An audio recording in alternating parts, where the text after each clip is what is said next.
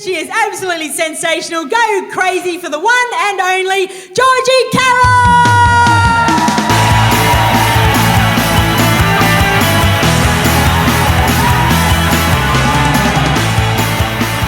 Hello, Semaphore. You lot are in a really good mood, aren't you? I like it. I'm having a great time. This is off the back of a really bad day as well, right? I've spent all of today in the emergency department. Yeah, they're horrible, aren't they? I mean, fair enough, I'm a nurse, I'm paid to be there. She's horrible. So those of you that aren't too drunk yet or aren't too thick might have worked out I'm not from Australia, yeah? Some of you getting that, yeah. I'm from a place in England called Rochdale. So anyone thinking of green and pleasant lands, it wasn't that bit. Rochdale can be best summed up by saying it's probably where they shop for all the shit families on Wife Swap. So someone's clapping somebody's bin, right? So, not surprising, I bloody love Adelaide, I adore it. You are so much happier here, you should know that, yeah? You are so, yeah. You smile more, you riot less.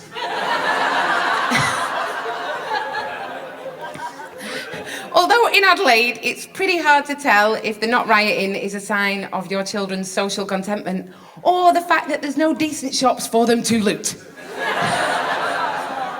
Oh, don't go on. I love that you haven't got great fashion. I'm head to toe in Kmart and not even this year's Kmart. I love that you wear flat shoes here. Back in Rochdale, if I went out, I had to wear high heels because that's how you tell which ones are girls and which ones are boys. And high heels, I look great. I look good. They elongate the legs, like I give a shit, right? And then all of that, but as soon as I start to walk in them, I look like I got polio in the shits. Kind of ruined the illusion. The only fashion thing I don't like here is I have to wear hats. I have to wear hats in summer, and there is not one hat that does not make me look like a dick. Seriously, those sun-safe ones make me look like I need a carer.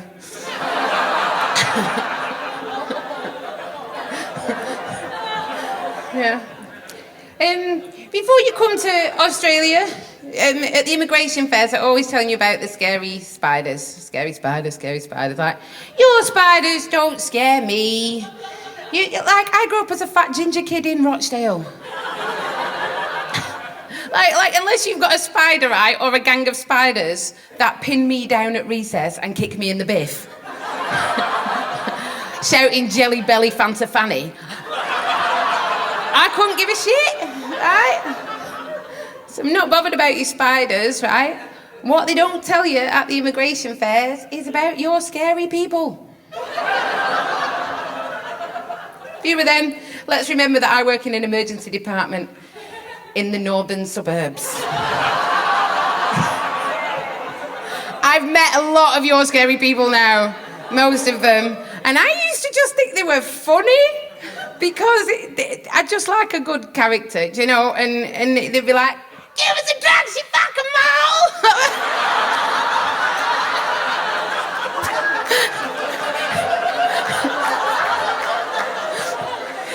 Now, mole is it's an Aussie one, we don't have that anymore. Mole is just perfect, don't you love it, mole? So I'd be like, mole, brilliant, what else have you got? Well, they don't like that, do they, right? So then we're like, ah, you fucking troll! Troll, have you looked in a mirror? It is so hard to be offended by somebody who pissed themselves 3 days ago and hasn't noticed.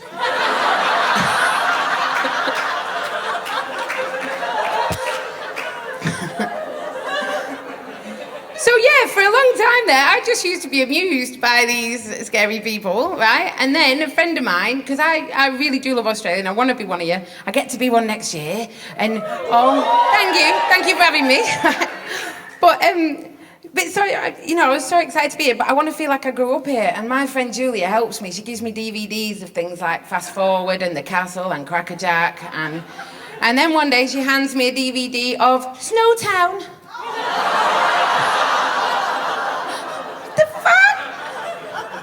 In fairness to the girl well, she did say this one's not funny, right? And I hang around a lot in comedy clubs. I knew there was bodies and barrels and shit. I thought it was going to be glamorous, you know, like CSI Davern Park, you know.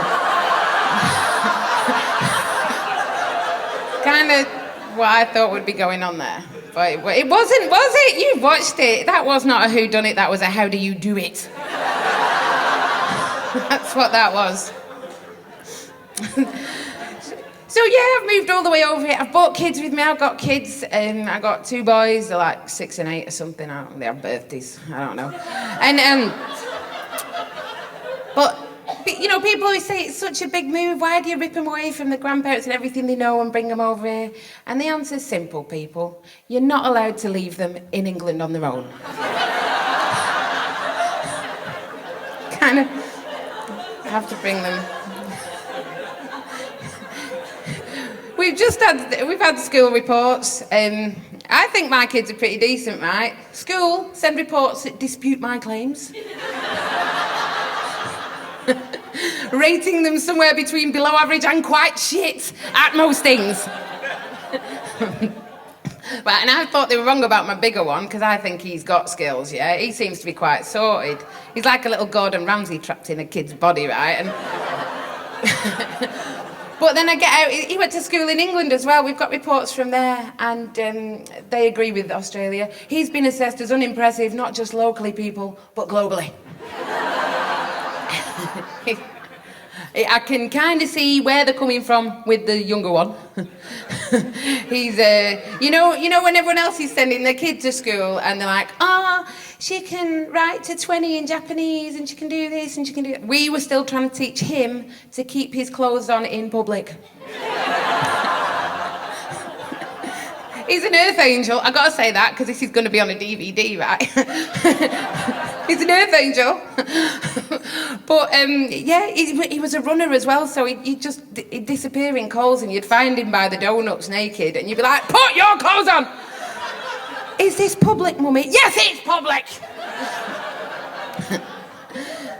So the teachers have me in. She says, she's like, oh, you know, he's in year 1 now, bit worried. We, you know, he's struggling to write his name. And I said, oh, he's just a lazy boy. Lazy boy. She said, how lazy can he be? The boy is called Bob.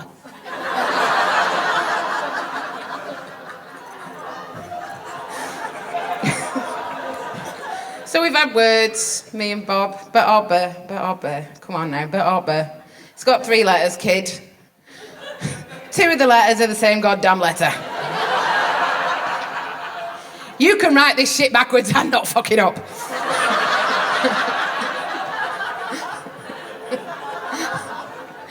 Right, it's a skill you need, though. We've got to work on this one. If it were dancing, I wouldn't give a shit, but it's writing your name. He's going to need this for Centrelink, you know.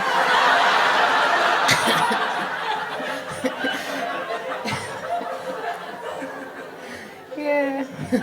He's, I'm a bit of a nudie, me. I know I'm a big unit. I know I'm not textbook hot. But I like it.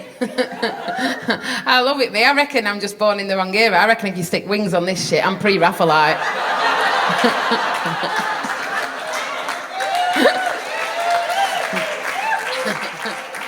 I think good body image, it comes from, I don't read Cosmopolitan and all those dreadful magazines, and I'm a nurse, so I do see every kind of naked. Do you know what I mean? I see burns victim, colostomy, amputation naked. That was one particularly unfortunate person. But this is good, it does what I need it to do, right? It doesn't run, but it doesn't need to, right? So... So yeah, so I love hanging around naked, and people are reckoning it might be a bit damaging to my sort of 8-year-old. They say, you know, come on now, you know, put some clothes on. I'm like, it isn't damaging to him. Bit damaging to me when I'm sat on the sofa and they're using my nipples as the intercom for a spaceship. I want my sexy back. I'm very basic about holes, the nurse thing. I've been married for 10 years, I've been a nurse for 12. Any hole that was at one point mysterious, no longer mysterious. Do you know what I mean? I've already worked out what I'm telling the kids. You know, The birds and the bees thing, yeah? Why is it called that? I'm scrapping that name. I'm calling it poles and holes.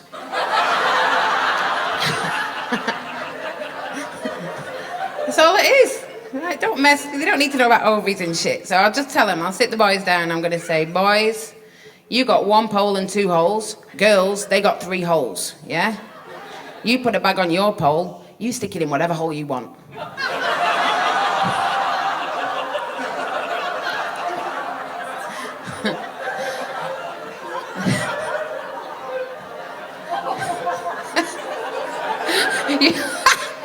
You're in shock. I get, I've got like a moral, social responsibility to the boys. I will explain to them that if it's girls they like, you know, all girls do have 3 holes. Some only let you use 2. They're the ones me and your dad want you to marry.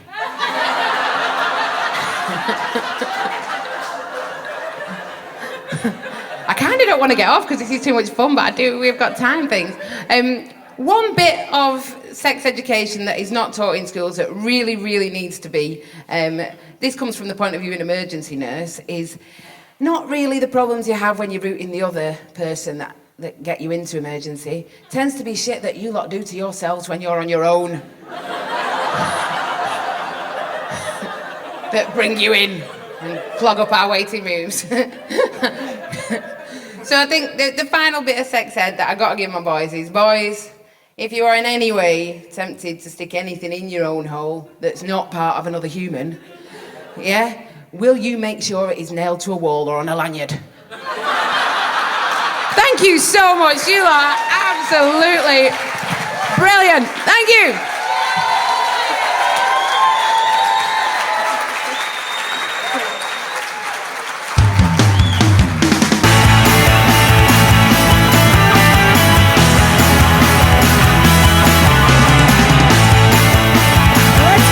Georgie, Carroll!